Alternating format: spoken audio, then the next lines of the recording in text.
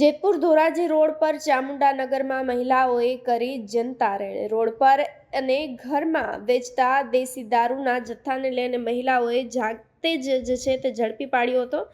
સ્થાનિક લોકોના આક્ષેપો વચ્ચે પોલીસની મીઠી નજર હેઠળ લાંબા સમયથી ચાલતું હતું ખુલ્લેઆમ આ દારૂનું વેચાણ, જેને લઈ હવે અનેક વખત રજૂઆત કરવા છતાં પણ પોલીસ દ્વારા કાર્યવાહી કરવામાં આવતી ન હતી, જેને લઈ મહિલાઓ રણચંડી બની અને દરોડા પાડ્યા હતા।